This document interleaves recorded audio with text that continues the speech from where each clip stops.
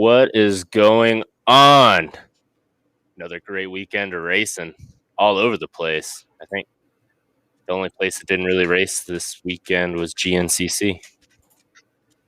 Off weekend? Yeah. We got Millville to talk about.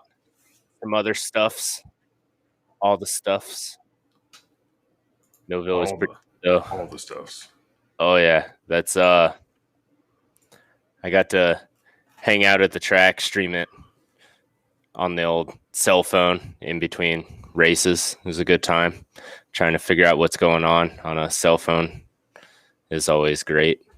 But the one thing that I did get to do is it was race day. So we took the grill, got to make a bunch of hamburgers and hot dogs, and I got to use the Bro Taco hot sauce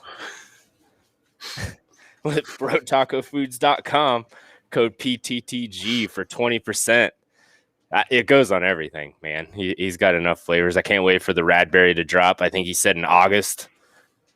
So, I was trying to imagine in my head. I saw how big that jar was that he's cooking a batch in. I was trying to think about how many bottles that's going to make.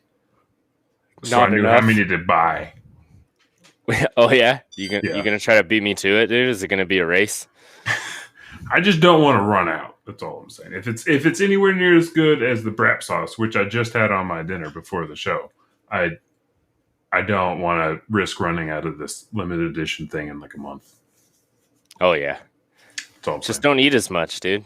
You got to go down to like one meal a day or something like that, or do like that water fasting thing that people do. Then I'd put it in my water. Does that count? I don't think that would taste very good. I think Sean might be a little mad at you if you did that. He'd be like, no hot sauce for you. He'd be like the soup Nazi from Seinfeld, bro. I just have to get him to make me some Bro Taco like Mio drops or whatever so I can flavor my water with it. That'd work. Yeah.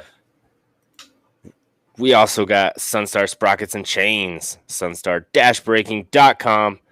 Don't forget to use code PTTG30 during checkout and get 30% off your order. I did not think about how hard that would be to say live when I made it. So I don't know. Lots of words. Yeah, it was easy with the fingers. It's just a couple keystrokes, and then you got to try to say it. And you're like, But don't forget to stop by over there. You can shoot us an email too if you want. Just say hi or something like that. I don't care. Get your 30% off though. PTTG30. Also, don't forget to stop over at power2theground.com. Use the contact us and just send Jesse a bunch of weird like dad jokes or something like that just to keep him on his toes. He's been working too much. He needs some comic relief. A little bit.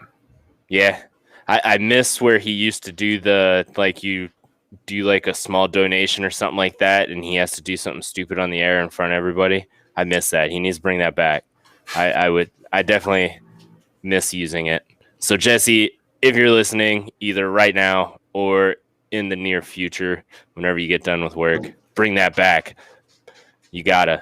The people want it, and by the people I mean me. So we got to bring it back. Sometimes that's all that matters, right? Oh, yeah. Also, this podcast, the audio, the video, all the buttons that I get to push, and I like pushing buttons, is powered by NovaPro Media. NovaPro.media for all your stops for media and marketing needs. Well, what are you doing, guy? It's not like we're trying to record a show here. You get your drum set out. Funny enough that you say that. Right? That was my next gig. Dude, it's so hard to find good free help these days, man. I know, right? Just got to put on online ads in the right spot. Apparently Craigslist is not the way to go. Right? Oh, man. I don't know. What do we got? We got Millville, Spring Creek, whatever you want to call it. It's still, I don't know. It was... They're the same. Yeah. It's not like the Paula Fox Raceway, whatever weird sponsorship, awkward conflict there is. They're the same. It's the same thing this time. Yeah. No, it's that's I was listening to the Weed Show, and some guys were saying Millville and some guys were saying Spring Creek.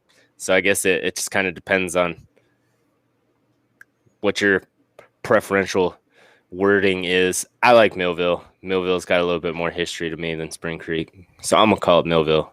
Millville rolls off my tongue. You can almost make it one syllable if you slur it well enough. Yeah, if you got one of them fancy accents like them dudes up there, you might be able to. Yeah, they got. Never mind. I'm not going to say what I was thinking. It's probably not myself. We're up there to the Millville, don't you know? What? Yep. Oh yeah, like that. Mm-hmm. I was born in North Dakota, man. That's not that I spent a lot of time there, but some of my family's still from up there, and they talk weird to us southern Midwest people. I don't know what else you would call it. It happens sometimes. Oh yeah, I don't know. The track layout though, getting back on point. Oh yeah, we're here for track layout was a little different. I don't like the sand whoop roller things didn't seem as prominent, but the track got the crap kicked out of it though too, which kind of made up for it. It might just be, I could probably write it off to my crappy memory, but when I watched it that day, I wasn't thinking, oh, the sand whoops are a lot different than whatever they've been. And going back and looking at it after hearing some people say, they were different, I could see it, but that day to me, it was still, I don't know, like it was that section. It was clearly there's sand whoops, sand rollers, or whatever. It was a thing. The whoop monster was there. He looked sad at some point in times. He made noise other points in times. That was clearly still a section to me where things happened, and you got to watch Dylan Ferrandis do magical things over the rollers. Right. Still worked out for me. I didn't lose any nostalgia there. My question is PETA gonna fight Millville to get the Whoops monster's natural habitat back though? That is the question that needs to be asked. Because maybe it's not the same without him. Every track has its own signature place, and the sand whoops are kind of with the Whoops monster. You can't have one without the other. It's like Sesame Street without Big Bird, man. Like it just don't work.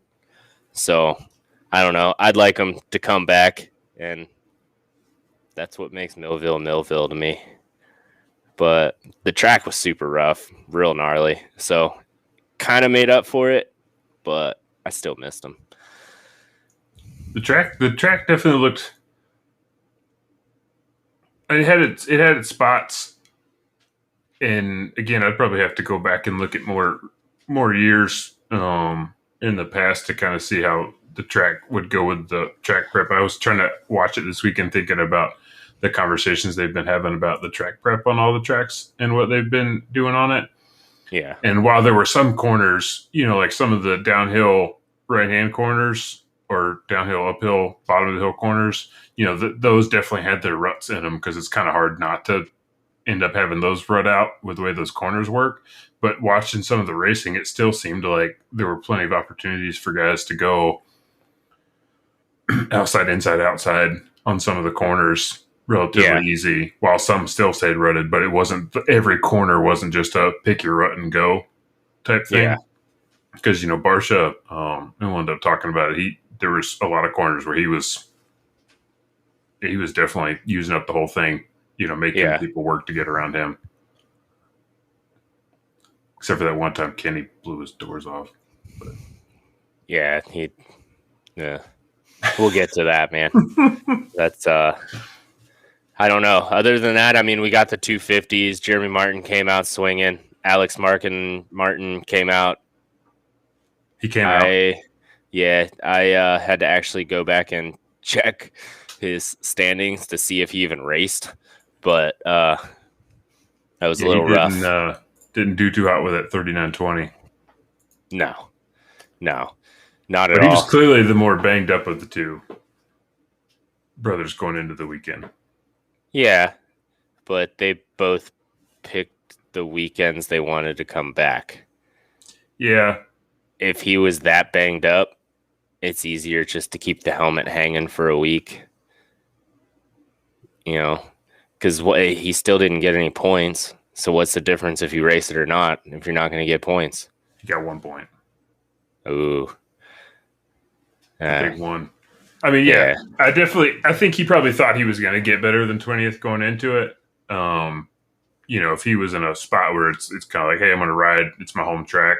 If it were any other track this weekend, yeah, no way. I think he would have just been like, screw it. There's no point in coming back. But it's kind of like, if there's a track I'm going to try to ride, Jeremy's coming back. I'm coming back. I'm going to sell some Troll Train shirts. Why not? Right. We both get hurt at the same time. We both come back at the same time. We both get hurt at the same time again. And now we're coming back around the same time. Yep. Like, I don't know. Make an opportunity out of it, right? I guess. Yeah. I mean, sell some shirts, dude. Get yours. But I will say, I did lose money on Jeremy Martin this weekend because I thought he was going to. What was it? I think I said 4th or worse. It was basically off the podium. I can't remember if it was worse than 4th or 4th and worse. I did not believe he was going to come back and be able to get a podium overall this weekend. Yeah, that's surprised me a little bit too. Especially when you got broken fingers. I don't know if they broken fingers has always been a fear of mine that makes me extra queasy more than another person. But just every time there's like, oh, he's got broken fingers. He's got broken fingers on top of, whatever it is that they argue about which bone it is in his wrist or whatever that's messed up and stuff. No, I didn't think he had anywhere near that kind of ride in him this weekend. Yeah. I think the queasy part of broken fingers is when they break, they always look all crazy. Like, yeah, maybe they overplay the sound in the movies. Yeah. And they're like, I don't know. All the broken fingers I've seen aren't straight. Like there's little to no doubt that they are broken. Yeah. It's not like, I think it's broken. It's like, yeah, like when you break your arm and you're like, it just really hurts. I think I broke it. I better go check. Like you break a finger, you're like, shit's broke, dude. Really messed up. Oh yeah. Yeah. It's broken like Sexton and Webb scrubbing together. I don't know. That got heated right there when it happened in one of the chats I was in. But we'll get to that later because it's a 450 thing. But yeah, I'd love to hear your pin on that one. Yeah, 250. J Mart, I didn't think he was gonna get podium overall. I would have put probably $50 that he wasn't gonna get an overall win with a 1-1 this weekend. Yeah, and not just a 1-1, but a dominating 1-1. That was insane. Yeah, because for the most part, he kind of could have kept it fairly simple, except for kind of Moto 1. He didn't have to win that bad. Jet wasn't right there pressuring him the whole time. Justin Cooper he finished Moto 2 and 3rd, so he wasn't really there. He didn't do bad, though. He was pretty fast. Didn't do bad, but it's not like they were, up each other's ass every lap of both motos, Yeah. So he definitely, he proved it. I almost forgot to do the little clicky buttons. Clicky buttons. Oh, too close. There we go. Once again, free help's hard to find these days. Good free help. You can find free help everywhere. Look at us too. Yeah. Good free help. Yeah, it's overall they were pretty entertaining races. That the pile up in the second moto was hard to watch though, especially Pierce Brown trying to catch a bike with his chest. I didn't catch how bad that was the first time until they played the replay, of course, 1,000 times. And then every time, once you finally are focusing on Pierce Brown.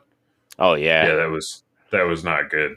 I don't know if I was more frustrated with that, or over the course of time, if I ended up being more frustrated with how long they spent trying to get the banner out of RJ's bike and could not. Yeah, that's one thing that I never understood is why they keep the banners in such long lengths rather than having them like perforated or something like that. Yeah. But also the That, and I object. just have a hard time believing that they spent 10 minutes, I think, trying to get the banner out, and three Yeah. adult males couldn't get a banner out of that. Like, none of them got a pocket knife. I just have a hard time believing that three men, either that was way worse, because it's not like he was riding for a mile with it wrapped up in there. Yeah. I don't know. I just have a hard time believing that thing was wrapped up in there that bad. They couldn't have got it out over the course of 10 minutes. I mean, I'm proud of them for trying, and proud of RJ for not just like calling it quits as soon as it happened. He stood there with his helmet on the entire time. But I don't know. Maybe somebody wants to volunteer getting a banner wrapped up in their tire to see if I can figure it out in 10 minutes. Let me know. I'll show up. I'll shut my mouth if it's a lot harder than I think it is. But I'm pretty sure it probably is. That. Well, clearly it is, because three guys couldn't do it, and I don't think they had free help there. So, yeah, it's I don't know. It's hard to say with that kind of stuff. I don't know why we don't have a better banner system just so that doesn't happen. But devil's advocate on that is don't hit the banners. It's not like, what are you gonna do? We had a lot of we had 3 alternates this weekend also, which was pretty crazy. I don't know. Looks like Grant Harlan, Connor Berger, and not Nate Thrasher. Nate. Yeah, because he got hit by Volan in that moto and messed up. I haven't looked to see if get the actual bit on his shoulder, but he did not look like his shoulder was doing too hot. And Grant, I meant to ask you if you saw anything about what happened to him, because I saw that he didn't do well in the first moto and didn't come back for the second one. I'd actually picked him in a fantasy thing thinking he was going to do, be able to race his way through this one, and he just didn't. Yeah, I had a bad weekend. I didn't, unless he got wrapped up in like a crash or something like that. I didn't see anything. But that also gave, who is it? Kyle Greason, Christopher Prebula, I don't know how to say that name. Prebula, and James Harrington a chance to jump in on the show and get going. 3 alternates, which is kind of cool. And they didn't finish bad either. Finished pretty respectable. Greason finished 24th. We'll call him Christopher, finished in 26th, and Harrington finished in 30. So not bad at all. Yeah, that's pretty exciting for an alternate to come in and get 24th. Oh, yeah, definitely. That made his day. Yeah. But other than that, I mean, who knows? Who was it? Old Max Valhallen. He had a pretty decent ride. His first start was excellent. His second one left quite a bit to be desired. But I mean, 20 points, coming out with 20 more points than you went into Millville is not bad. So he rode pretty strong. He rode a wide bike and was fast. So can't really argue he was with definitely that. Riding a wide bike. That when he and Thrasher came together, that was it was a wide bike situation. Yeah, I mean, it was definitely a racing incident, but whatever. He did, having that start did help him out there. I mean, he faded, started in second, faded back to 9th, and then the second one, with a 20th to move up to 13th isn't bad either. Yeah. I mean, he was essentially tied for ninth place with 20 points. So yeah, can't hate not on bad. that. And then Not bad at all. who's the other one? Old Joe Shimoda. He was freaking fast. So started in 16th, worked his way up to 8th in the first moto, 34th in the second moto, and battled his way back up to 9th, which he was moving. Unfortunately, passing all those people, the guys in front of you get away. You know, the old fast five or whatever. So hey, you wear yourself out a bit. Yeah, Austin Forkner didn't have a bad night, bad second moto.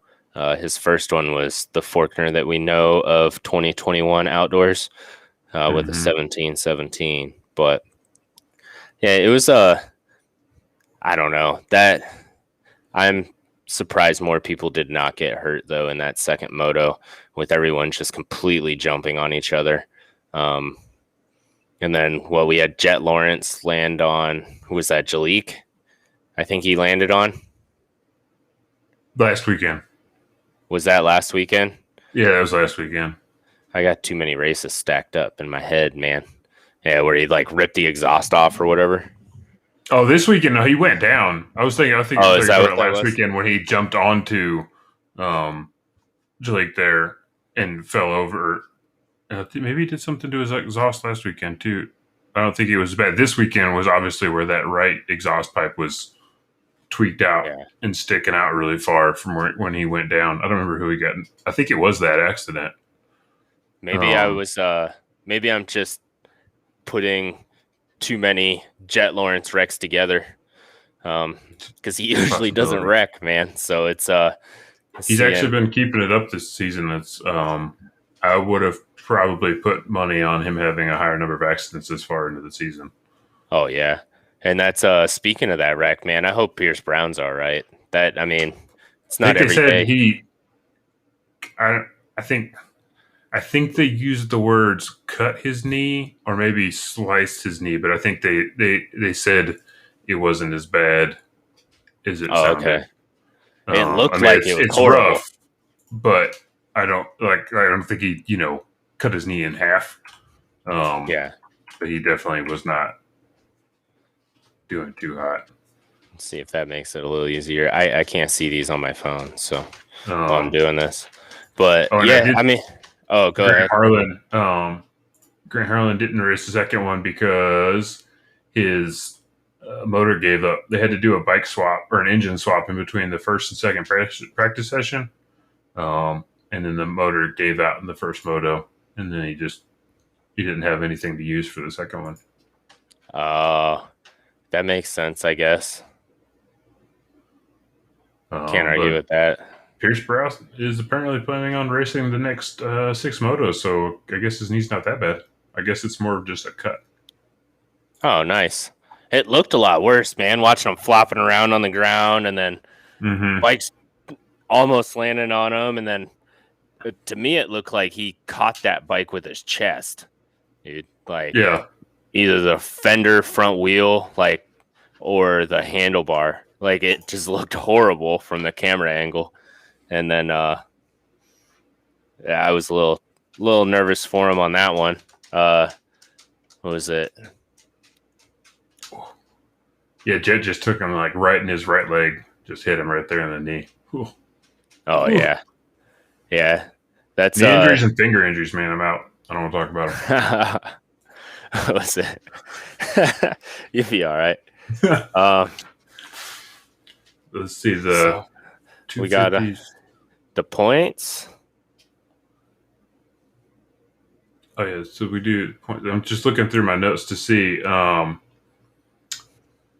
Just in general, I thought one of the cool things about this weekend was I remember last year this was one of the races where I really remember J Mart on the red Honda chasing Dylan Ferrandis on the blue Yamaha, and it was kind of exciting to see.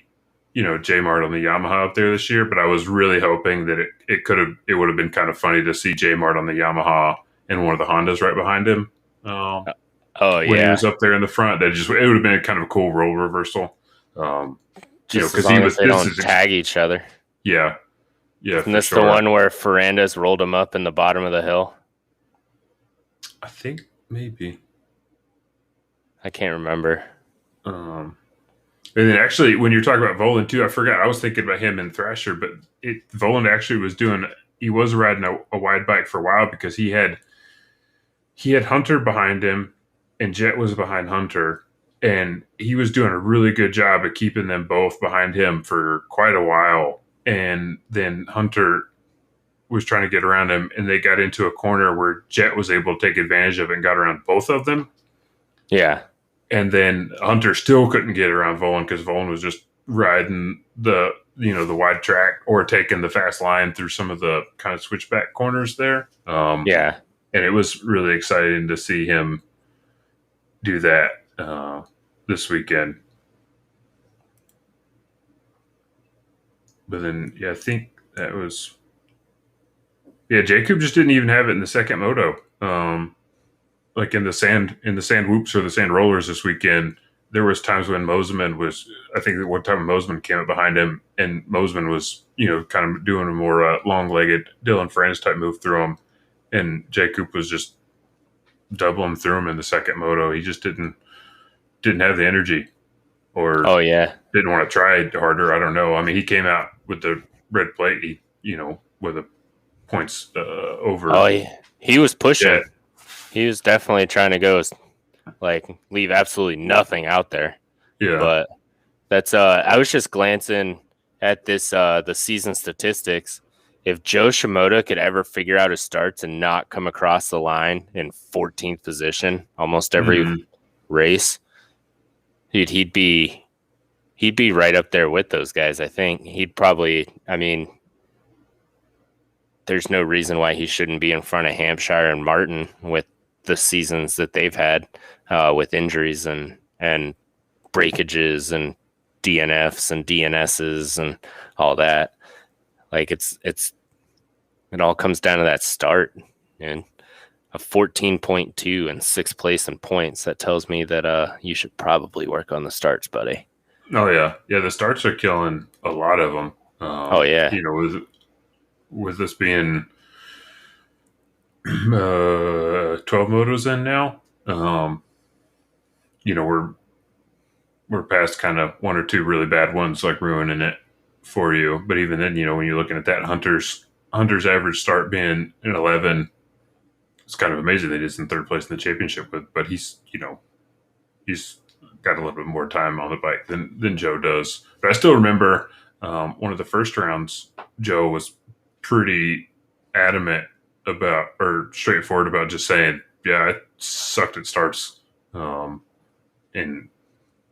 doesn't mean he doesn't need to get better at it, but I think, at least he knows that he sucks at starts, and that's what he needs to work on.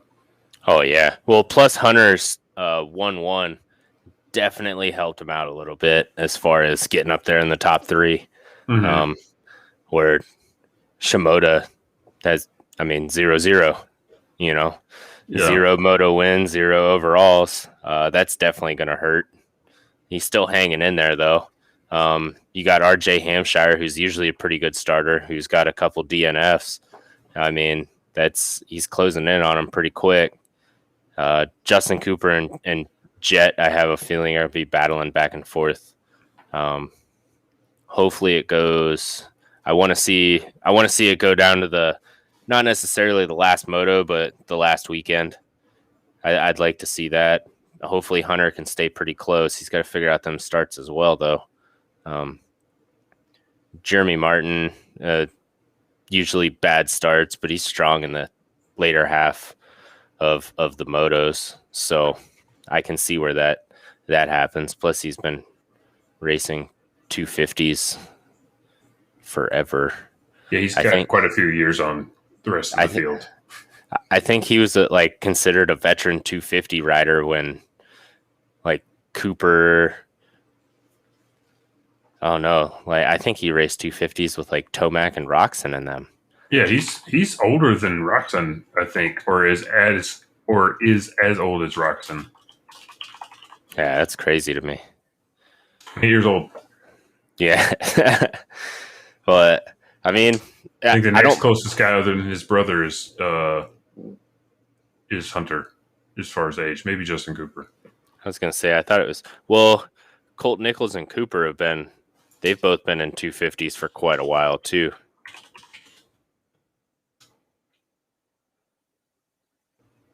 Colt Nichols. Why is this so hard to find? Because there was Jeremy Martin, Alex Martin, and it was one of the Cooper. I think it was Cooper or Nichols. It was one of the other top guys. They've all Nichols been is 27. I forget he's that old. Yeah, they've been in 250s for a long time. A long time compared to what you're used to with everybody else. I mean, if they're still staying within the rules, whatever, do what you got to do, but. Oh, Justin Cooper's 24. I was thinking he might be 21. He just does not look like a 24-year-old. Nah.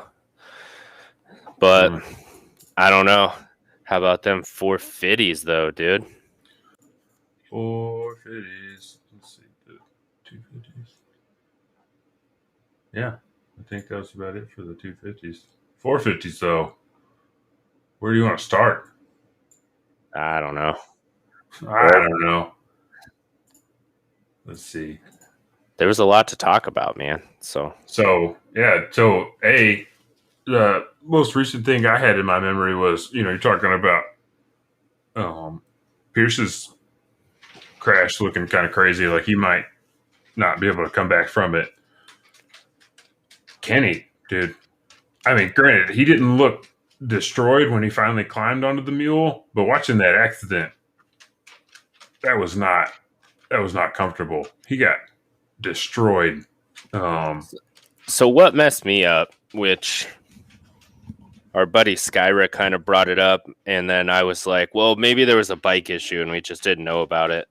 And then I started digging a little deeper. And it was just like the way he got up, he looked like somebody ripped his leg off. And then he just kind of got on the mule and didn't want to finish.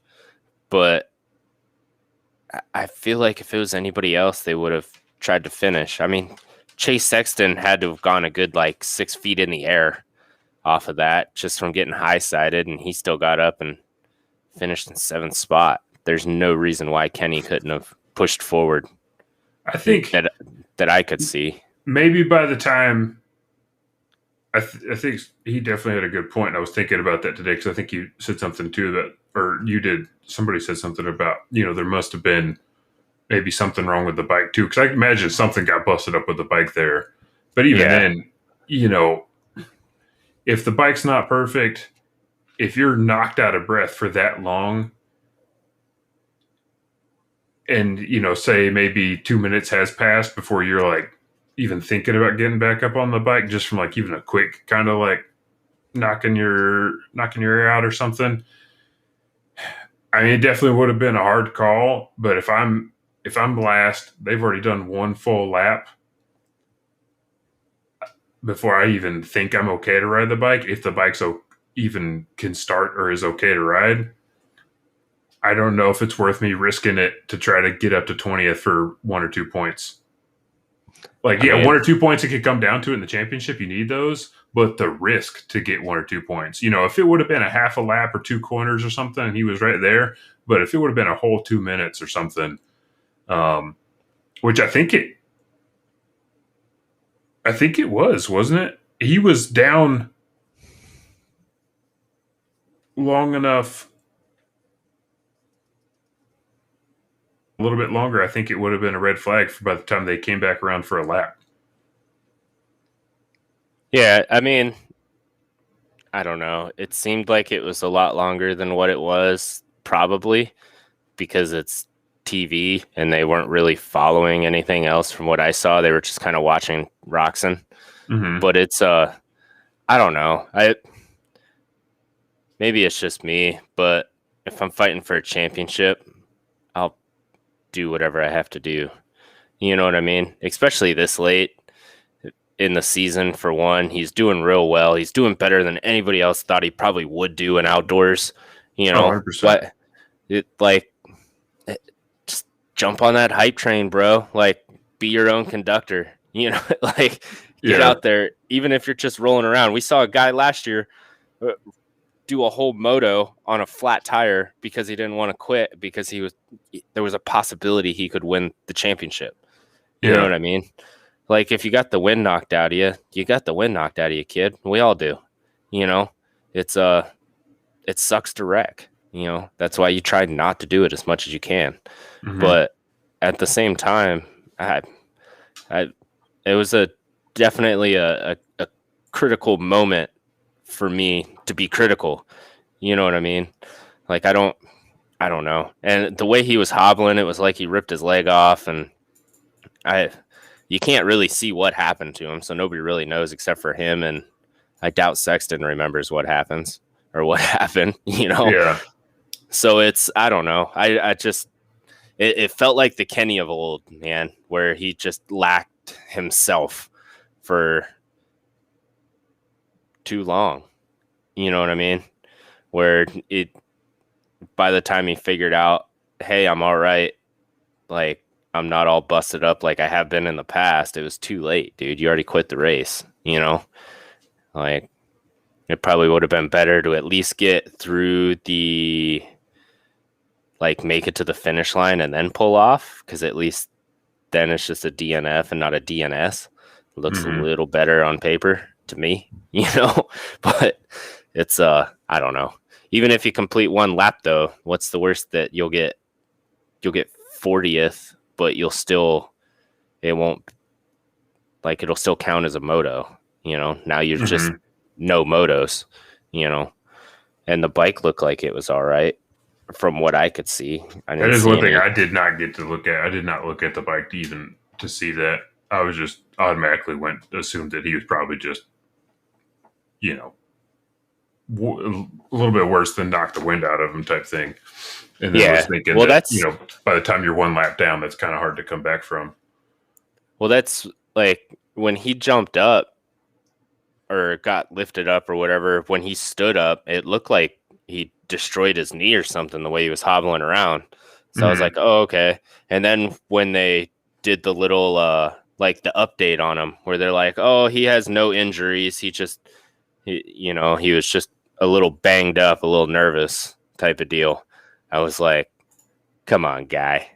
Well, I was kind of pissed about that in the broadcast. Not like any fault of Weege or Grant or anybody, but the whole time I was thinking about it, you know, I remember Weege finally said something. He's like, oh, yeah, and I got a report about, you know, Kenny's okay. We're pretty sure he's coming back. How do they not, you know, how are they not beating down the door of the Honda rig for like, no, we need an update on the guy who's second in the championship right now to give to everybody watching about whether or not he's coming back for the second moto. You know, I thought that was kind of the best they got was I got a quick update. I think he's okay. He might come back for the second moto. I mean, yeah, you know, they could have had something there after the moto or after the 251 where they're a little bit more kind of straightforward with some real information about him. I thought that was, I don't know, but you know, there's a whole lot you could get into going down that rabbit hole. But then they kind of blew him out. More information. They kind of blew out any chance of an excuse he kind of had too. Like they were like, "Oh yeah, he's fine. He's just kind of being a puss," which is what I took from it, you know. But yeah, it's the only thing I thought of, because he couldn't really see anything, was maybe he popped a radiator or something when Sexton decided to use him as a jump.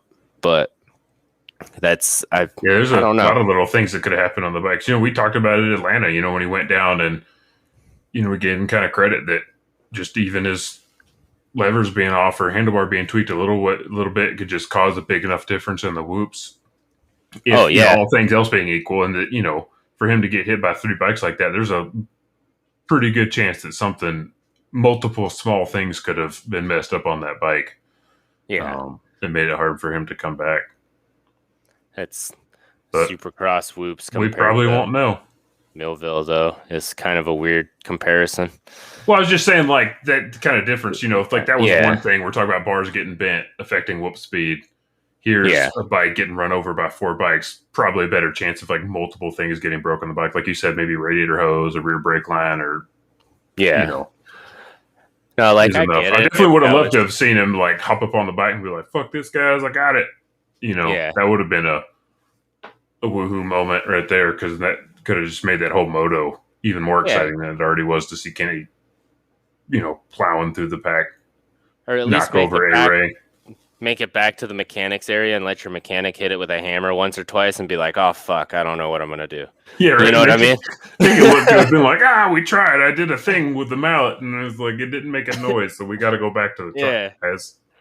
Yeah. I mean, dude, it's stupid, but that happened to me this weekend. Like my starting switch shorted out, and we had the front off, checking all the wires, disconnecting stuff, checking relays, batteries, everything. Get mad, hit the handlebars, and the fucker starts. We're like, all right, let's put it all back together. You know? What are you gonna do, right? Yeah. So it was stupid. And then I'm sitting there trying to put all my gear back on. My brother's trying to get it to where it just enough connection and then tape it all back so that it didn't move while I'm riding. But it's just stupid stuff like that, man. Like, I don't know. You feel better about yourself too, knowing that something stupid happened, but you still were able to finish the race.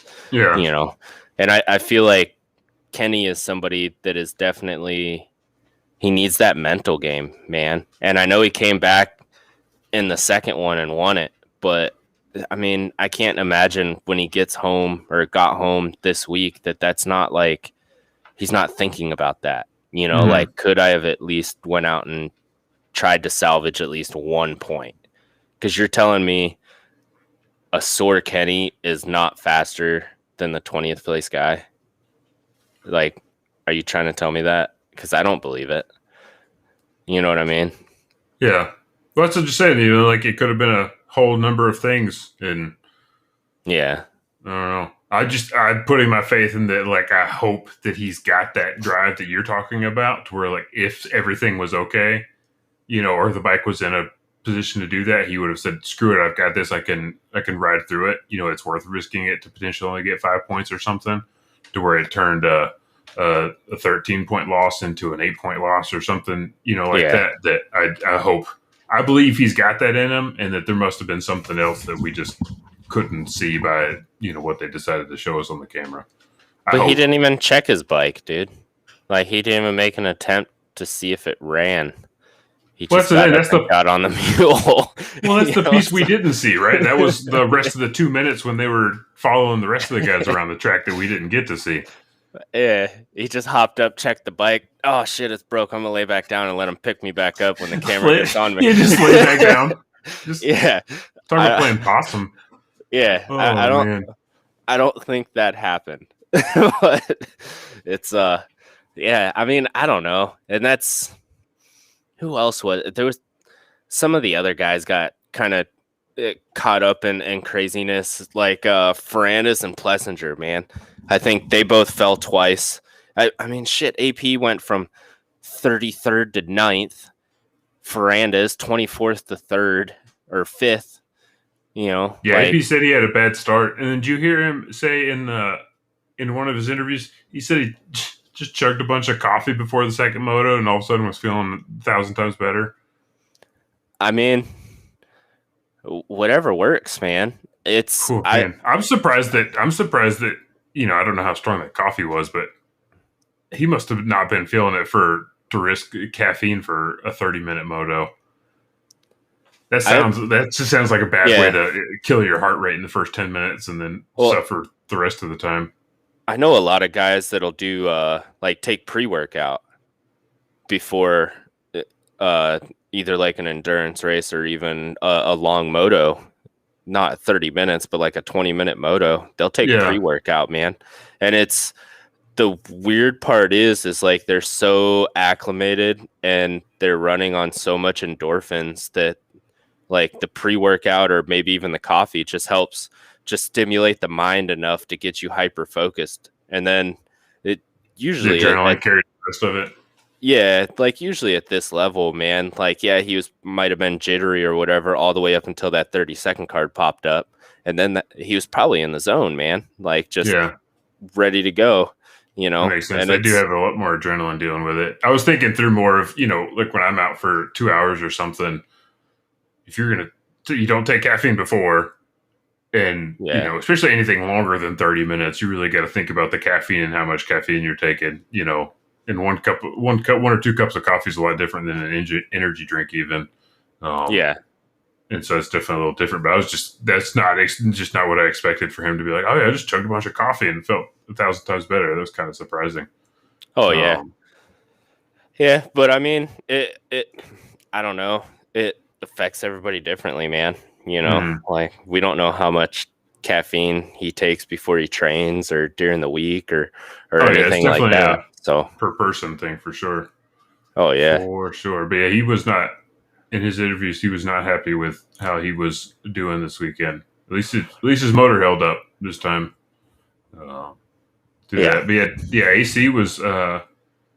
AC went down with 10 minutes left to go in the first moto when he was trying to catch Barcia. And he was right up there. He gave up like 6 positions right away, and then he had to pull into the mechanics area, try to get everything straightened out. And where did he even end up finishing in the that's what I first was just moto? looking. AC. 34th, and he didn't start the second. He's way down at the bottom. I got it up on the screen. 41st overall. Oh yeah. Oh yeah. Well, yeah. See, I wasn't even paying attention to him in the second moto. I already forgot about that. But yeah, then I guess that's part of his whole conversation too. Is he gonna go ahead and just kind of call it quits anytime soon and get started on that surgery and come back for Supercross, because he's probably not going to be in podium championship contention. Yeah, I mean, to be honest, he probably should consider it. You know what I mean? Yeah, he's already ninth in points right now. Yeah, I don't Unless think he's it's got gonna. a really crazy top 10 championship points bonus, which I doubt he was. That was what his contract was centered around. Yeah, I don't see I that being a thing for him. I would imagine him, the manager, the owner, Kawasaki. They're all like, we'd rather have you good for Supercross now to make a good push for it. If you're having weirdness with your elbow, it's really getting down to a now or never, so that he has enough time to recover properly. Mm-hmm. Not rush it. So that's I would like to see him probably start looking towards the future a little bit more.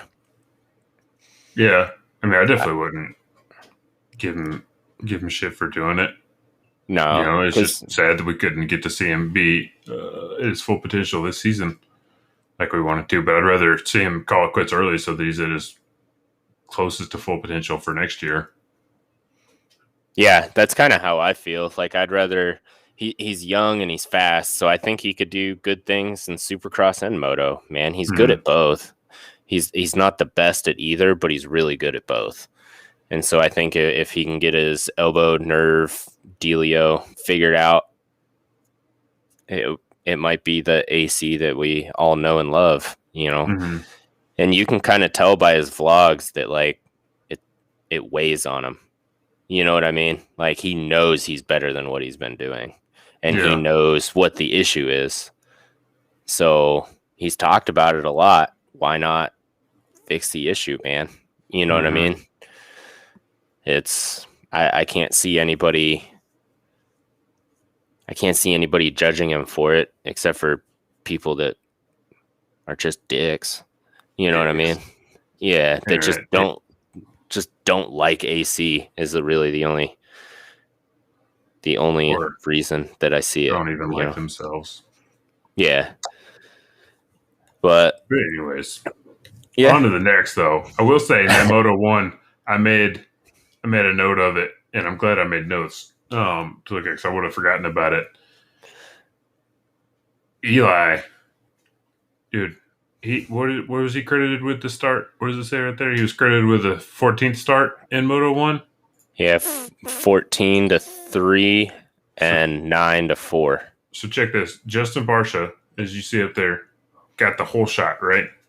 His lap times, his first laps were 211.9, 211.8, really fast. Rest of the time, he was doing 212s, slowly dipped into 213s, back down to 212 for a while, pretty much stayed 212s the whole race, except for his last one, where he and Ferrandis were battling really hard. He dropped down to 210.8 then, when he and Ferrandis were just hauling ass. Like when he almost just murdered himself flying off the top of Mount Martin, right? Yeah. Eli, and I apologize for anybody that's watching that was maybe would like to see a little more visual representation of this, but I didn't have time today. Eli, by the time he got around into lap number 5, you can do a screen share if you have them. It's too much to look at. All right. Lap number 5, 210.7. Lap number 6, 210 flat, basically.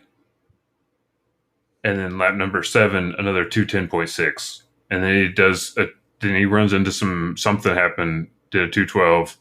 Lap 9, 210, 210.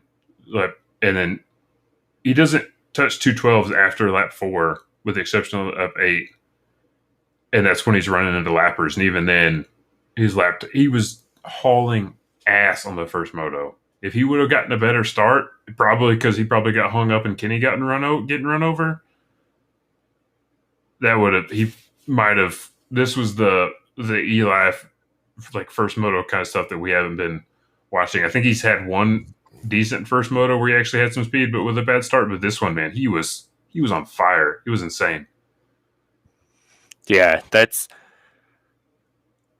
it's going to be interesting if those two end up on the same team next year, because they might be the most fun to watch this year. Eli a lot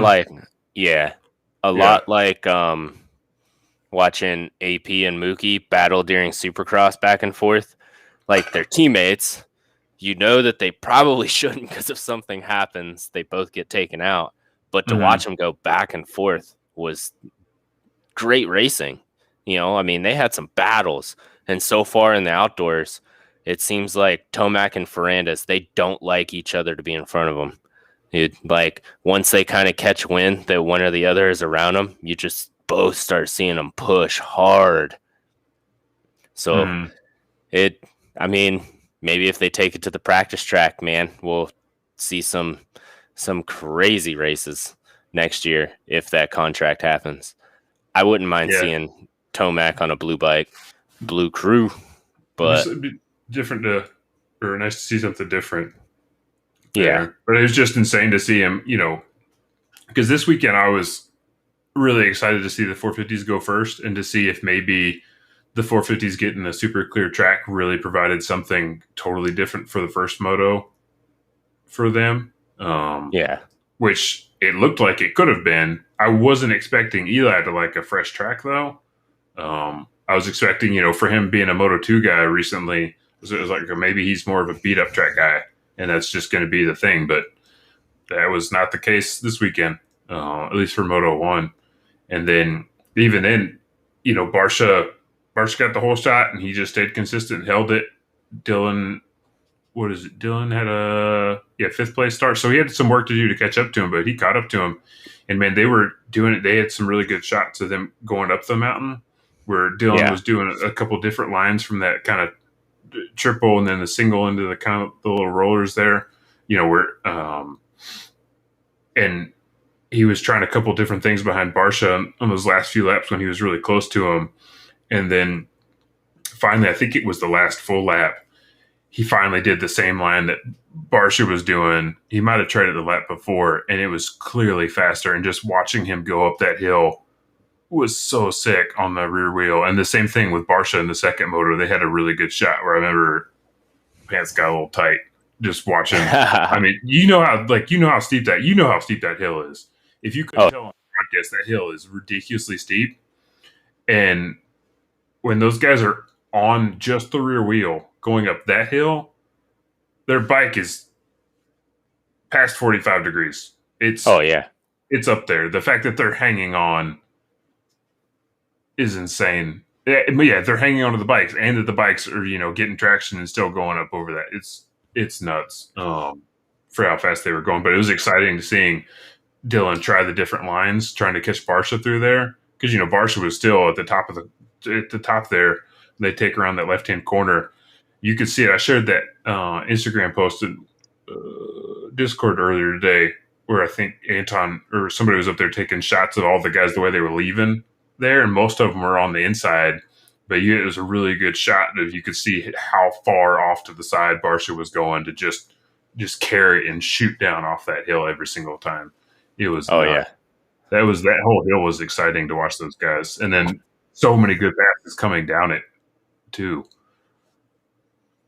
Yeah, that's I don't know.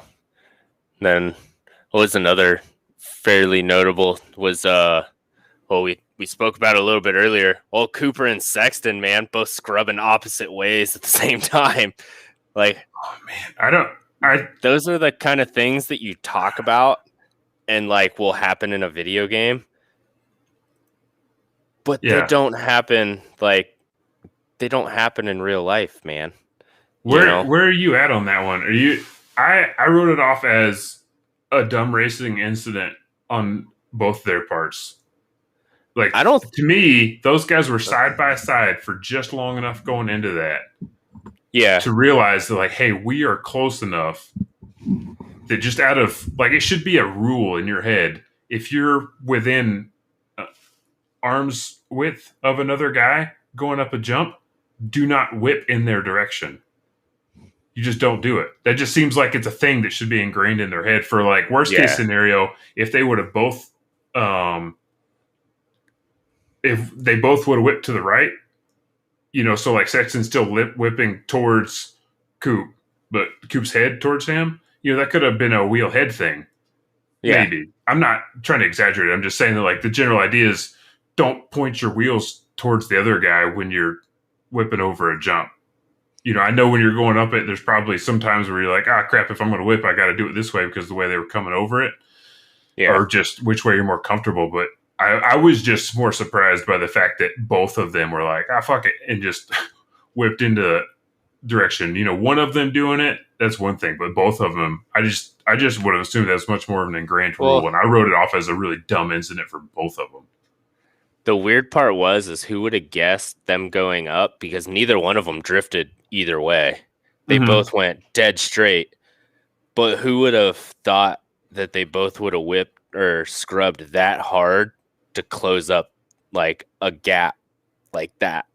You know what I mean? Like, it's just some of those things that you just don't think of, man. Like, it shouldn't have happened. I'm glad I got to see it, and I'm glad Cooper is all right. Yeah, that could have been way worse for him. Well, that's a fairy tale wreck, man. That's the stuff that, like, you're joking about, or like somebody that's brand new to the sports, like, are they gonna hit each other in the air? Yeah, right. Especially in Supercross, like, are they just gonna run each other in midair? Never happens. Never happens. No, but it just did, and we got to watch it. Yeah, it does.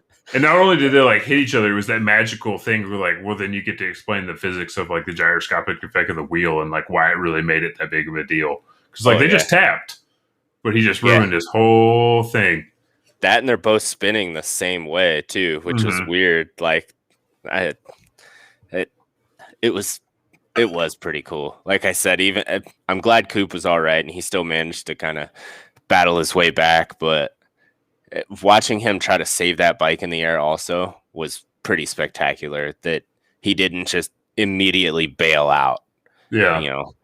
Just watching him try to salvage whatever he could, and he almost had it, dude. He was so close. I thought he was going to ride away for a second. I was like, oh man, he got a little squirrely, but we're good. Oh, never mind, he's eating the dirt, dude. Yeah, even when the catapult in the place where two guys ran into each other midair, side by side. Oh yeah, and that's like, the weird part was I felt for him, because, like, he popped up and he flipped his visor up and he looked like, damn it, I almost had that. Like, I was so close. Like, it was. I don't know. That was such a weird wreck. It was pretty entertaining though. and it's I don't know. It was definitely a weird one. That was a good moto though. Oh yeah. In general. You know what else is crazy that I just noticed looking at these? Except for Eli, the Suzukis are beating most of the other Kawasaki's in the field. In just the moto or the... Well, this week, but I haven't looked overall. I'd imagine it's really the only other one up there would be Cianciarulo.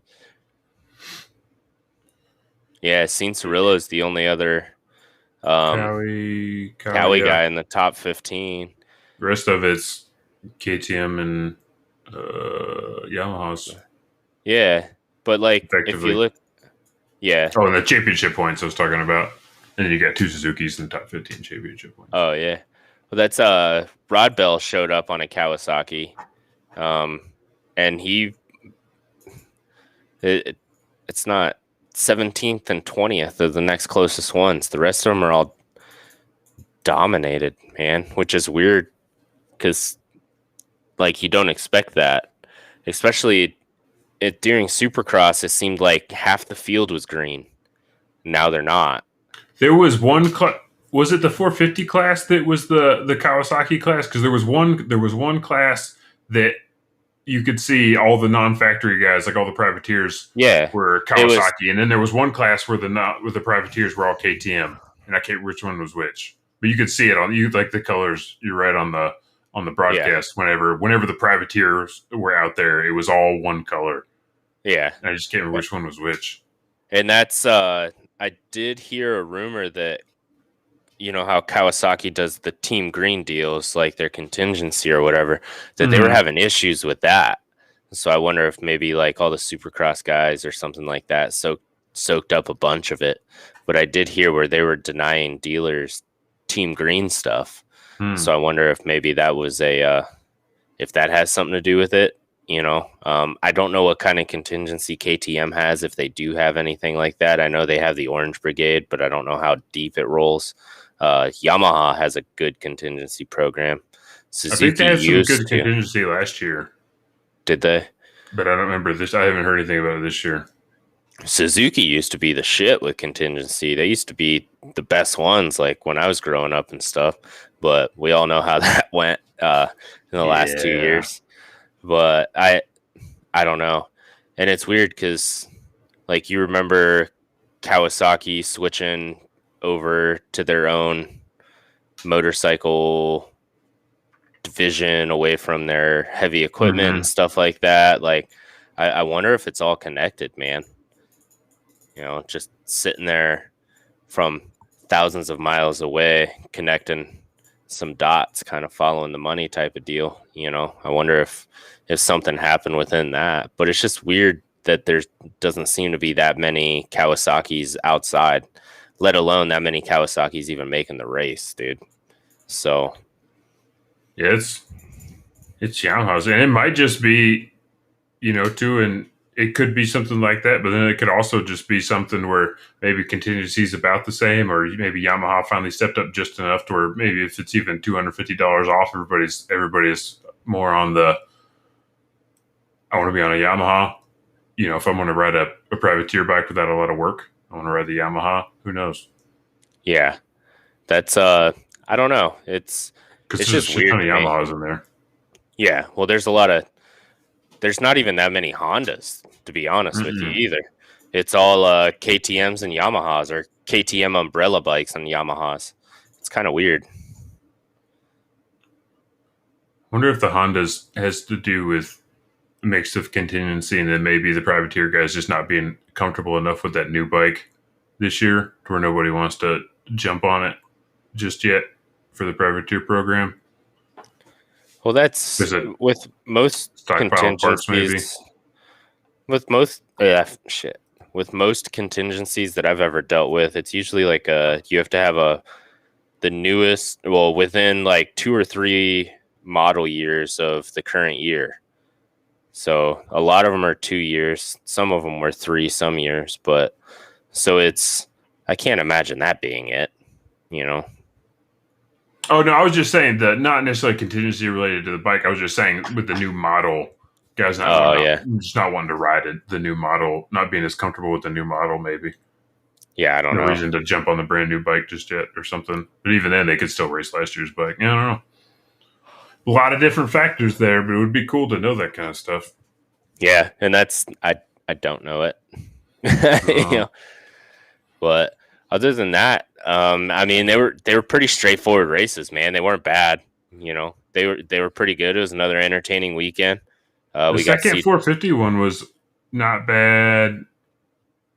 After Kenny got around Justin Barsha in that pass, that was a pretty sick pass to watch live. To watch him the first time it happened, it was a holy shit. He just literally slung shot around him on the corner, feet on the pegs, just at the bottom of that corner, going all the way around.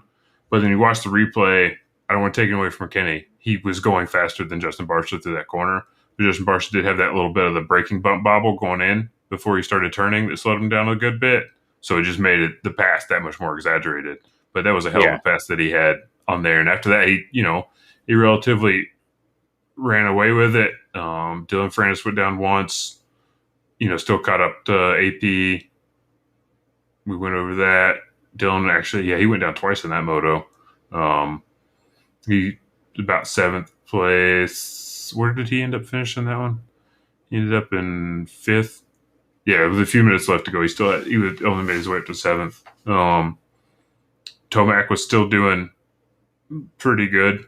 Where did he end up finish? Yeah, fourth. Yeah, so he didn't make it, but he got up to fourth with about 8 minutes left, and that was about all he had. He just couldn't catch up to um, Kenny, Justin, and Dylan, which yeah, is kind of what you'd expect. Um, and Barsha wasn't really going much slower than Kenny either, but Kenny was just had a slight hair on him each time. And I don't know if that was because Barsha just realized he didn't quite have anything, didn't want to risk possibly losing the overall by doing something stupid to try to catch Kenny when he didn't need to. yeah. But man, um, that was good. Oh, and Savachi put in a good ride. He was making it hard for Dylan and Christian to pass him, which was kind of exciting. He's Yeah. been getting pretty feisty about his results and not being excited about what he's done. So that was kind of cool to see him be like, "Fuck you guys, I'm gonna, Yeah. if you're gonna get around me, you got to fucking work for it," which was Oh pretty yeah. cool. Yeah. I don't like to see anybody give up spots anyway. It's kind of boring. Oh yeah, because And there that was some point where somebody was, I think maybe it was the second moto or something. Somebody was trying to, long story short, somebody in the championship hunt was trying to get around somebody, and I was one of the chats I was in. I was talking about. I still remember last year doing Supercross. There was a point where one of the races where Eli was trying to get around Justin Barsha, and Eli was out of the champion, or Justin Barsha was out of the championship hunt at that point. Eli wasn't. Eli was in the hunt, and I specifically remember like JT got so furious at Barsha for not just letting him around.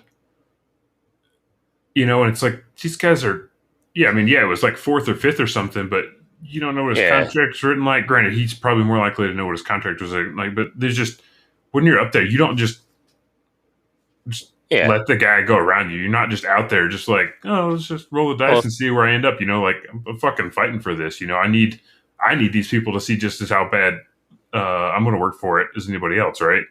And, yeah. just let him go. And so, yeah, it was, cool to see Savachi be like, yeah, I Well, know Dylan's faster than me, but I'm going to make him fucking work for it. JT also comes across kind of as a tool bag sometimes too. Yeah, sometimes he So does. Yeah. I don't want to get too focused on him specifically, like saying that, but it's just that, that's yeah. a thing. I remember that incident and then seeing it too. I do kind of hope sometimes I want to hear him like see something like that happen this weekend and then hear what his opinion on it, so I can be like, but that one time, Yeah. that Right. one time you said this, you dick. Just call in and be like, "Listen here, guy." Yeah, I caught You you. know? I caught you. You and your changing opinions. You're not allowed to change opinions over the course of time. It's Oh yeah. impossible. Yeah, so it's just really cool to see Savachi doing that because not a big Savachi, not the biggest Savachi fan, but I'm a fan of seeing what he's doing. And it, like I said, if you haven't got to watch it yet, go find some highlights of Justin Barcia doing crazy shit in both motos on that track. It was exciting. Yeah. I guess he's got a new vlog out. Kodo tagged us in. I didn't watch it yet. I was on my way home. But that was the new one from this weekend, I guess. Yeah, I didn't even got to watch his Redbud one yet or whatever. Supposedly, I didn't even know he had a blog, dude. I think Redbud was the first one. Oh, was it? It's not a long running thing like Dino or AC or anything, but I think Redbud was his first one. Yeah. But I do need to give him a try. Dinos are pretty entertaining. That dude definitely seems like he can have a pretty decent time. Yeah, he did good this weekend too. Let's see what we got as far as standings. Let's get rid of this chat. Clickety clack. Let's see. We got old Ferranda still sitting in first place with 262, 32 points behind Ken Roxon. He definitely could have used at least that 1 point. But we got Justin Barcia third place with 207. Tomac closing in the gap on him with 205. Does Tomac get Barcia this year? They're both riding pretty decent. Man, I don't know. I think Barcia's been pretty consistent, but I think Barcia's ahead of Tomac right now because of Tomac's shit first 3 rounds or 2 rounds, 3 rounds. And so, I don't know. Let's be honest, Tomac is more of a contender to win a single moto than Barcia is also. Yeah, I don't know. I think it'll keep it interesting because right now I could imagine that Barcia's got some sort of extra top 3 championship bonus type thing going, and he's probably going to want to fight for that. Oh, yeah. Oh, for sure. Well, and when was the last time he was in the top 3 for outdoors anyway? Yeah, and I think he's got a better chance at it than Chase does. Granted, AP could come back strong. He's only down in 6th because of that second moto last weekend. Yeah. So he could string together some stuff and end up being up there, but there's only AP 2 points separating them, so that could turn out to be a pretty decent little clash, especially because they find each other on the track pretty often. Oh yeah, it'll be exciting to watch either way. Oh yeah, and that's we got old Christian Craig, the old 450 wonder. Like, wonder when the hell he learned how to ride a 450 outdoors so well, dude. You know, dude, he's been killing it this year, man. You've been sitting on that all weekend? No, I just thought of it actually. But yeah, I mean, where's he? He's been doing pretty good, man. He hasn't been this good in years past that I remember. I haven't ever really looked out for him, but he still wasn't doing too hot the first few rounds. He was doing about like what he did last year when he was hovering around, 9th, 10th ish. But then there was that one weekend where he just came out and he's like, "I'm tired of getting 10th," and all of a sudden, since then, he's been killing it. Except for second round last weekend when he didn't do as hot, but he just wasn't hot in general last weekend because he fucking ate it during qualifying. Oh yeah, knocked himself a little silly.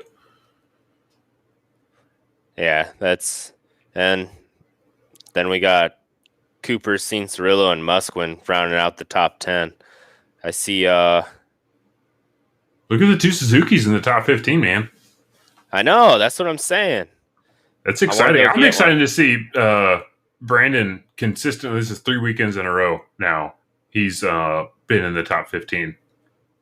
I still stand strong in the Suzuki is probably the best handling bike on the track, especially right off the showroom floor. It is one of the best handling bikes, and the way that they are prepping these tracks with a good handling bike, you can do some damage, man. Yeah, and I still remember showing it.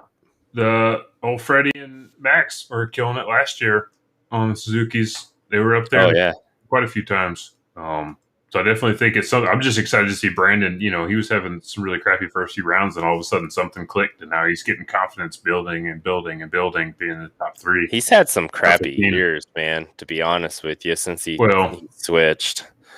That's this year, yeah, he was not doing hot in Supercross, and I was really disappointed. yeah. I was expecting the big old ape like him to be able to have a better time on the 450. Not that this class wasn't hard, but for him to be doing so well last year on that 250, I was expecting for him to be a little bit more of a, I just need more power and I can ride, I can beast the bike around type thing. Yeah. But there's also a lot more to it that I don't know. So I'm just excited to see him. He seems happier in his post-race interviews. He's doing better. So, yeah. Oh, yeah. Good for the Suzukis. Yeah, definitely. That's I'm a big Suzuki fan. Ran them forever. Still love them. If I could ever find a 125 RM 125 that's not $6,000, I would probably get it. Although that new 2022 YZ 125 is looking, I think that would look pretty pristine in my garage also. Yeah. But the blue would look really good with the rest of the blue. Yeah, the rest of, I have one bike that's blue. My other Yamaha's red, man. Like, it's weird. But yeah, who's counting? It goes forward. But other than that, there's not much really going on. It'll be interesting to see if Roczen brings that fire again next weekend. But I still don't think he has much. I think if anybody has anything for Ferrandis, it's Tomac, but Tomac's too far back in points to make it worth it. You know what I mean? Yeah. But as far as like sheer speed and the ability to handle a bike, I think it's Tomac is the only one that can match Ferrandis right now. Roczen has its moments, but the way they've been prepping the tracks where they get kind of chewed up, but it's kind of make your own line type of deal. It's definitely favors those two guys more than I think it does anybody else in the field. So yeah, I think we will see. I'm excited. I'm excited to see the rest of them. Where are we at next? We're going up to Washington, aren't we? Washougal. That'll be interesting. Have some sick humble pie gear. Oh, they got a LE gear set. I think that Troy Lee's gonna do this weekend, and then it'll be kind of cool. Hopefully, he goes up there and performs in it, so it's not a big bust. Yeah, I don't know. I hope he does, but at the same time, I still can't get rid of my Barsha Outdoors as weird being. Even his name coming up is still weird to me, but I don't know. He's having fun, man. Oh yeah, I'm glad. I mean, Yamaha's doing well. He's doing well. Kawasaki's doing If it wasn't for Tomac and Shimoda, I don't think Kawasaki would be relevant at all. Suzuki's doing well. The 9 million different brands KTM owns is doing pretty decent, so yeah, they got it covered. Yeah, it's a nice mixture at the top of all the brands. So, and who knows, we might be adding another one next year, but we'll see. That's we might have to do a special on that. And if Jesse doesn't want to do it on Thursday, if you don't know, you don't know. You don't know. Yeah, we'll get to it. I'm not trying to jump the gun. But I did so last weekend was getting away from motorcycles real quick. Well, still motorcycles, but away from motocross. No motorcycles? The motorcycles are my life, man. So there's always motorcycles. Don't scare me like that. Right. So Ohio Cross Country Racing Series does a annual youth day where it's a full day of racing where they mix GPs, hare scrambles, and obstacle courses. And they take, your average for 3 GPs, your hare scramble time, and I think it's your average for 2 runs through the obstacle course. And then they make an overall result out of that. And me and the wife took the kids up there and met up with my buddy Brandon. And I got a interview with his kid during like a rain delay. There was a big storm coming in. And so the audio is a little wonky because we're inside of an enclosed trailer with like 7 kids and it's raining. But go ahead and throw that up and give him his 5 minutes of fame that he's earned this year. Man, earned it. Yeah. I mean, this is his first year, and just watching him go from his first race where you could kind of tell he's pretty timid to now he's like an attack animal, man. And he's a great starter. Maybe he needs to go teach Joe Shimoda how to get a start and get a whole shot, man. But I'm gonna play that for everybody real quick and then run down some local stuff that happened. So bear with us. If I can figure out how to do it. It's big as chair. All right.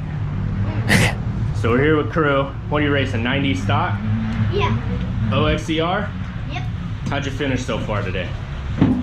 I got first on my first race, and I took it on the inside, tried my hardest, put it to the floor, and my second race I didn't have as good as the start, but I got third. Somebody ended up passing me on the end of the second lap, and I was just flying through there, and still sending it though, huh? You didn't let it get to you. Just chased him back down pretty good. Yeah. Closed the gap. How do you like this track? I love it. It's my favorite track of the year. Yeah?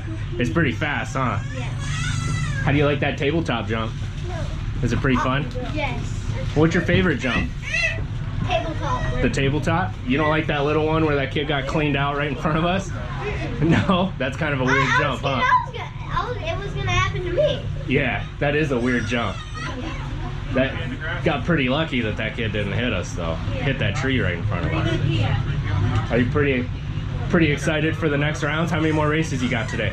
I've got 2 more, but those are for squads, and then I have 1 more, and that is for electric bike. Electric bike? So you're gonna run the Stacy? Yeah. That big 16? Yep. Oh man, you gonna wheelie it? Oh, bro, 100. You gonna rip the holy on that one? I'm gonna be at the finish being like, duh. And just popping wheelies. Oh yeah? What's going on, sweetie? You wanna get by? Okay. So how's this rain gonna affect you? You think it's gonna make the track real slick or sticky? It makes it better. I like wet. You like the mud? Some of these bikes are pretty quick, man. So it might help out. They'll just blow off the rear tires, you think? I mean, the DRRs. Yeah. It's gonna get pretty soupy, I think. We're down in the bottom of a valley. The track's already pretty hard. I think it'll get soupy. It's pretty hard whenever you go through the jump off, and it like knocks you down if you don't make the jump, so you knock down. You're either gonna flip or you have to roll it. Oh yeah? I rolled it every time. I'd probably roll it too. You jumping higher than I do. What are your predictions for the next races? Try to get top 10. Be safe and have fun. Oh yeah? What about Southwick? Who do you think's gonna win 250s for Southwick today?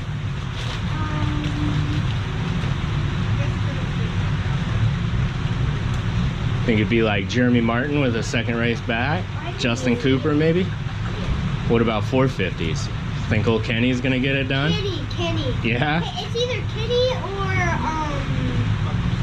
I forgot his last name. Fernandez? Yeah. The Frenchman? Yeah, the Frenchman. Oh yeah. How do you think Plessinger's gonna do? He's been doing good. I give him a top 3 finish. Top 3 again today? I think you might be right. Where do you think you're gonna finish out the day at? Hoping first. Hoping first? I'm in first right now, I'm pretty sure. Are you? With a 1-3, you might be. I don't know where those other 2 kids finished. I think the other kid finished second. I got second on this one. So I got first there, I got third. So me and him. You'd be tied for points then. Yeah, and then the girl in front of him, I think, got 4th on the last race. So it's between me and him for number 1. Well, you're up there. He battled me on buck run. Oh, did he? Yes. How'd that one turn out? He got third, I got 8th. I just flipped and that's why. Oh, that was the track that you flipped at? I saw the video for that. That was pretty crazy. Well, you're up there with the top 6 kids in your class. You'll probably be racing all the fast guys. Are you pretty excited about that? Yeah, I'm just hoping I go about the first row. I go like really fast there and get like the first person there. So I'll be on this turn and then I can turn and slide the brakes on the tire and then go. Oh, you're gonna try to rip them on the Holy? Do a little cross up? I think you might get it. That sounds like a good plan. That's what I did last time. Yeah, you got a good start on this last one. That kid just had a shorter line. It worked out pretty good.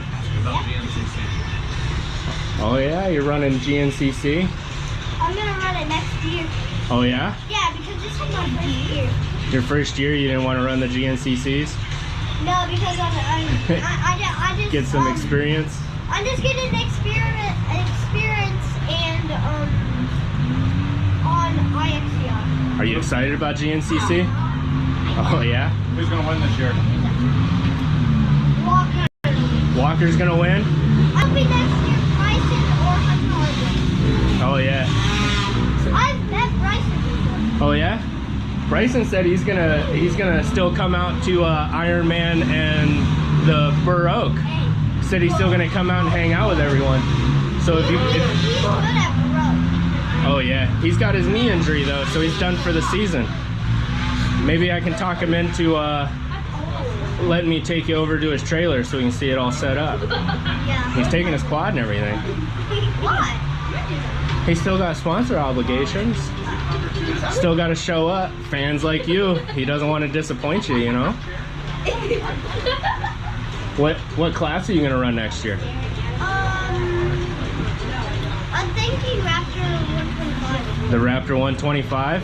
Stock class? Wow. Nice. Are you excited about that? Yes. You excited to go faster? I just look at the videos and I'm like, holy, these guys are fast. They do go pretty fast, huh? What about your dad? Are you going to try to talk him into running the afternoon class next year with you? I'm telling him. He's Yeah?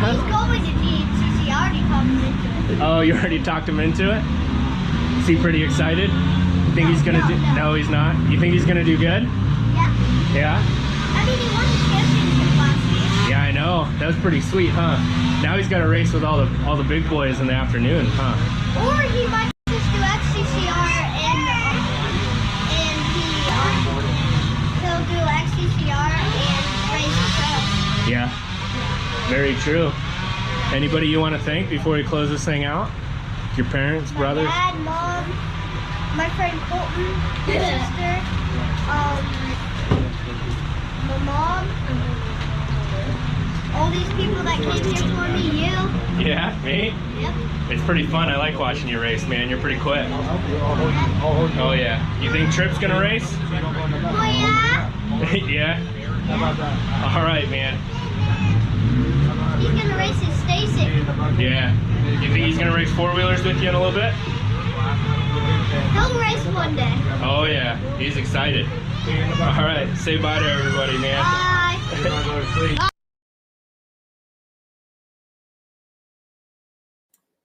And just like, Oh yeah, dude, pure gold, man. I love going to watch him race. That's he's getting good, man. He's going to be a terror on the track in the coming years. He's one of the youngest in his class already. He's ripping hole shots, and I mean, this last weekend he pulled a hole shot and then got stuck.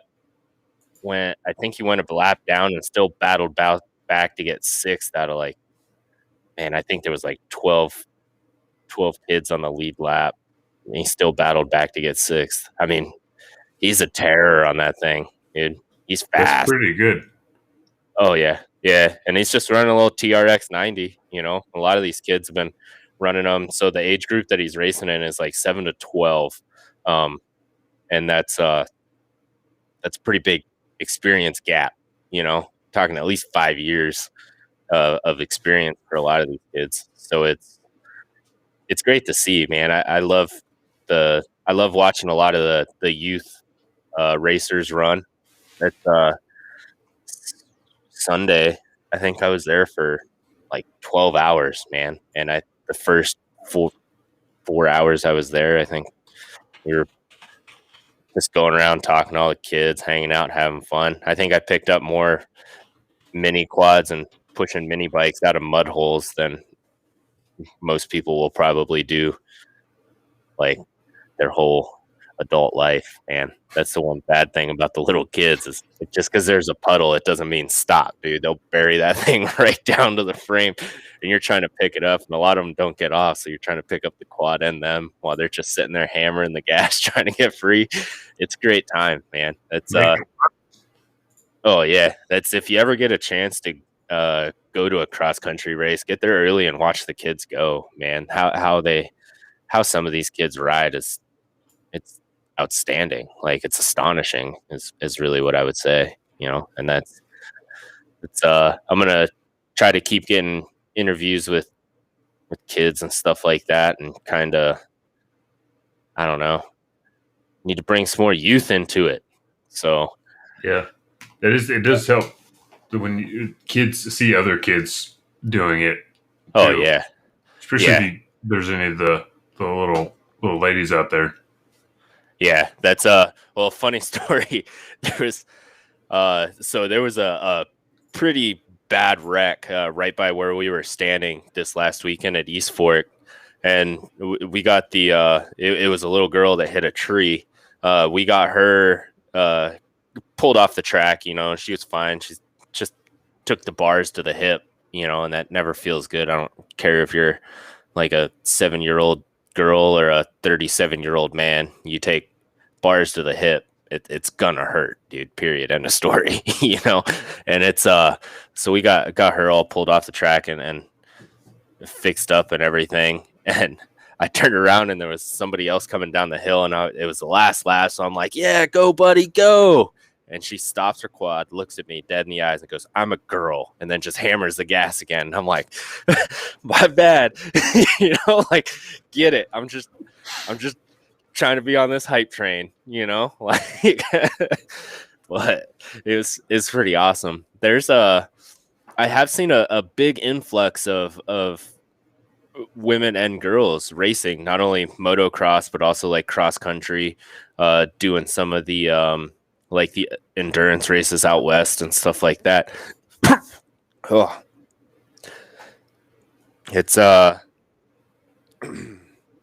seen a pretty big influx in it, man. And it's nice to see, because I mean, these sports really are for anybody. It doesn't matter, so it's good to see a big change like that. So, or a big influx. I wouldn't even say a change. So yeah, it's pretty cool. It just helps them, when they see everybody else like them doing it too, if they feel like they're, if they think it's like, oh, it's just for, little boys, and like, oh no, it's not, yeah. Look, here's other people. Just for people that move fast. Yeah. Which is anybody. And I feel like that was kind of a stigma in our sport there for a while too, as it just kind of turned into like an upper middle class white boy sport, and it's coming back, because I remember growing up, it was anybody. It didn't matter if you had $5 in your pocket or 500,000. If you had a dirt bike, you show up and you race. And then it kind of got away from that for a little while, and now it's starting to come back again. And I'm glad to see it coming back. So the more people, the merrier. Bring them all. I don't care if I even know your name. I'll help you change a tire, put fuel in your bike or your quad, man. I don't care if I'm standing there not doing anything. So it's and there's a lot of people like that at the racetracks, dude. So it's good to see. It's a great family environment. If you've never been to like a local race and taken your family and stuff, it's a good environment, man. So just got to keep trying to grow it. Everybody wants to go fast, burn a little race gas, dude. So damn straight. Oh yeah, but that's really all I got. So if you are if you're perusing the old YouTube and you want to see some more of Crew and Brandon's videos, let me look up his YouTube tag. I think it's called Carter Family. Make sure that I got it all correct. I don't like giving out bad things. I have it, and my kids watch them all the time. I can't believe I can't remember this. This is what happens when I just make stuff up on the go. Sometimes it sticks. Oh, yeah. Where'd I put it at? I follow too many channels. I will say while you're pulling it up. Go ahead. Carter Kids. Yeah, it's called the Carter Kids. So CARTER Kids, the Carter Kids. And it has a lot of like his youth races and their other kid Trip riding his Strider bikes and his little Stasics, and then their daughter Mazzy does a bunch of equestrian stuff, which is pretty cool to watch too. So go ahead and give him a follow. Follow Crew on his way up through the ranks of ATV cross country racing. Sorry to cut you off, man. No, that's fine. I was gonna fill in while you were looking there. I just saw while we were doing the show a few minutes ago. Well, Caleb Russell posted an update. He's calling it quits for the season. Oh, is he? Not going how he wanted it to go, and it was like a 6.5 minute long video. And I haven't watched it all yet, but he's calling it quits. Damn, we're not breaking the news, but this is breaking news. You know what the worst part is he could probably still take that Red Bull KTM, show up at a sprint enduro series, and still probably win it, and then turn around and still qualify for the ISDE. He just wasn't having good luck on the moto track this year, man. Or I would like to see him and like Ryan Sipes link together. Do some events with him. What is it? I think Sipes is. What race is he jumping on the 450 for? I saw it on his Instagram. Yeah, he's got something that he.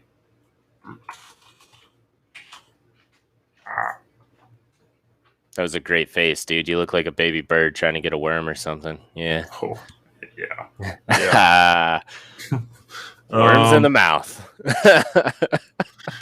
Washougal. He's coming. Sipes is supposedly going to be on the 450 this weekend at Washougal. I saw that the other day. He posted that. Is he filling in for somebody? No, I think they're just letting him ride the gas out there at Washougal on the 450.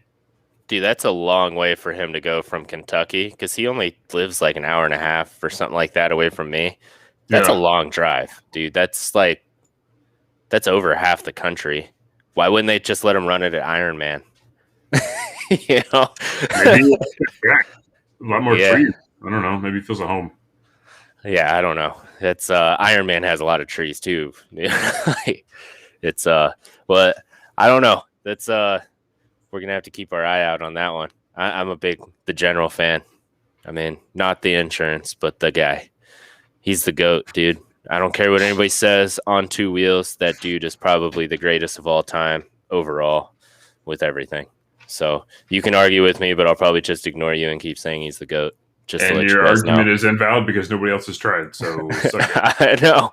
Yeah, exactly. But other than that, oh shit, you know what we forgot to do? The Sunstar driver of the race. Got Aaron Plessinger plus 31, Joe Shimoda with plus 33. That was basically from one moto. That wasn't even a double moto, right? That was just a one moto from him. Yeah, it was pretty close. It's he didn't add too much for the other moto. He 23 in one moto. That's pretty damn solid. Yeah, and Plessinger wasn't too far behind him with that either. That I think it was the second moto. He battled back quite a bit where he fell over with him and Ferrandis. They both just charged back up. So that's love to see it, man. I don't like seeing either one of them get bad starts or get taken out towards the beginning of the race, but I guess if it's going to happen, it might as well happen at the beginning. Might as well. Oh, yeah. And the Bro Taco sauced it. I'm saying Tomac, man. That nothing bad. He surprised me coming from way back up to the front. I thought that was pretty good. Ooh, sauced it moment.